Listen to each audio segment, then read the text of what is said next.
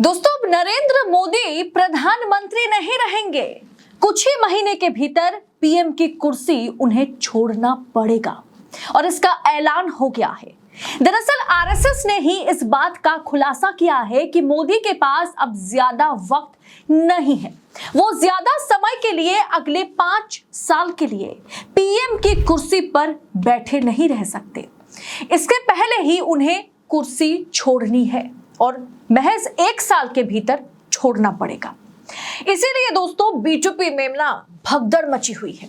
पूरा मामला बताऊंगी आगे आपको कि किसने खुलासा किया, क्या खुलासा किया, कि क्यों ये कहा जा रहा है कि मोदी अब पीएम की कुर्सी पर ज्यादा दिन के लिए नहीं बैठेंगे। ऐलान हो गया है। उसके लिए आपको वीडियो को आखिर तक देखना है। नमस्कार, स्वागत है आपका देश नीति पर। मैं हूं आपके साथ अदिति। देश नीति, केवल सच्ची और पक्की खबरें।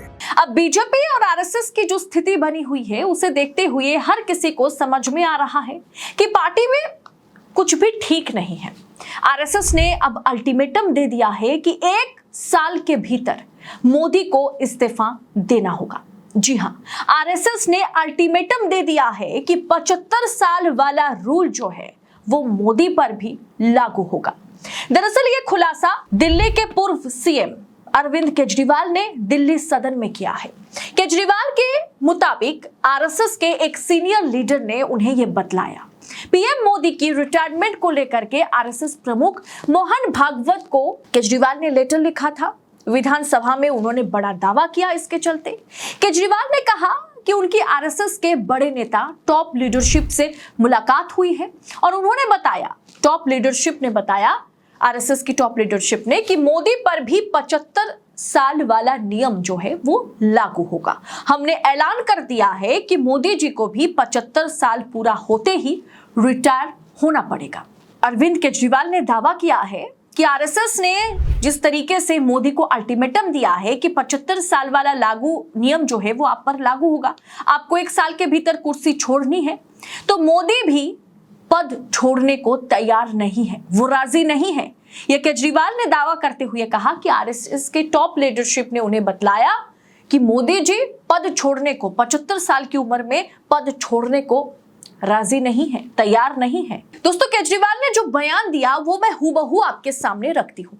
कल मुझे आरएसएस के बहुत सीनियर लीडर मिले। उन्होंने बताया आरएसएस ने अल्टीमेटम दे दिया है कि 75 साल वाला रूल तो लागू होगा मोदी पर भी, लेकिन कह रहे हैं कि वो मान नहीं रहे।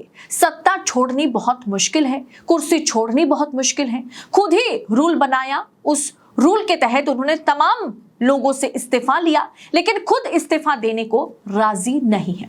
अब दोस्तों मैं आपको बता देती हूँ, ये 75 साल वाला जो रूल है ना, कि 75 साल होते ही आपको रिटायरमेंट करनी पड़ेगी। 60 साल के लिए, 60 साल जैसे ही हो जाता है सरकारी कर्मचारियों को रिटायर होना पड़ता है। अगर कोई अधिकारी ये कह दे कि नहीं मेरा 60 साल हो गया, सरकारी अधिकारी कह दे, आला अफसर कह दे कि लेकिन मैं रिटायर नहीं होऊंगा, मुझे नहीं पता, मैं रिटायर नहीं होऊंगा, तो क्या वो चलेगा? जजेस जो है जिनके 65 साल की उम्र में रिटायरमेंट जिनकी कराई जाती है, वो अगर ये कह दे कि नहीं नहीं मेरा 65 साल हो गया है लेकिन मैं रिटायर नहीं होऊंगा, चलेगा क्या? तो फिर मोदी जी ने जो रूल बीजेपी ने बनाया कि 75 साल की उम्र में कोई किसी भी संवैधानिक पद पर हो, किसी भी पद पर हो, उसे राजनीति से संन्यास नहीं लेना है, लेकिन उन्हें मार्गदर्शक मंडली में शामिल किया जाएगा। उसके तहत दोस्तों मुरली मनोहर जोशी को नरेंद्र मोदी ने बाहर का रास्ता दिखाया। लाल कृष्ण आडवाणी से इस्तीफा लिया गया था।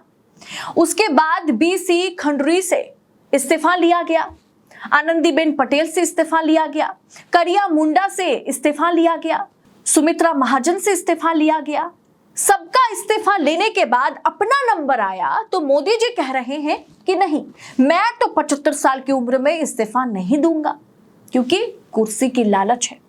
ये तो ठीक नहीं है ना, कानून तो सबके लिए बराबर होना चाहिए। इसलिए दोस्तों केजरीवाल ने साफ शब्दों में कहा कि सत्ता का लालच, कहते हैं कि परिवार नहीं है, पता नहीं किसके लिए ये लालच है। आज आरएसएस के कार्यकर्ता जब घर घर जाते हैं तो लोग उनसे पूछते हैं कि मोदी जी पर 75 साल वाला कानून लागू होगा या नहीं होगा। जब आदमी किसी पद पर बैठे हों तो उसे निस्वार्थ भाव से सेवा करनी चाहिए। पद रहे या ना रहे इसकी चिंता उन्हें नहीं करनी चाहिए। अब दोस्तों, समझने वाली बात यह है कि जिस नियम को मोदी जी ने खुद बनाया, भारतीय जनता पार्टी ने खुद बनाया, क्या वो नियम मोदी जी पर लागू किया जाएगा? क्या 75 साल की उम्र में मोदी की रिटायरमेंट कराई जाएगी, जैसे लालकृष्ण आडवाणी, मुरली मनोहर जोशी, सुमित्रा महाजन का कराया गया था? ऐसी लिस्ट बहुत लंबी है जिन्हें खुद मोदी ने चुटकी मार मार के 75 साल होते ही बीजेपी से आउट कर दिया, एक्टिव पॉलिटिक्स से, सक्रिय राजनीति से मार्गदर्शक मंडली में शामिल कर दिया। क्या अब वो चीज मोदी के साथ भी किया जाएगा? आरएसएस ने, संघ ने साफ कर दिया। केजरीवाल के मुताबिक आरएसएस की टॉप लीडरशिप ने यह साफ कर दिया कि वो चीज मोदी पर भी, वो कानून, वो नियम मोदी पर भी लागू किए जाएंगे, लेकिन मोदी मानने को तैयार नहीं है। लेकिन शायद आरएसएस इस बार किसी की नहीं सुनेगी। मोदी को अपने बनाए गए नियम में आरएसएस खुद फंसाएगी।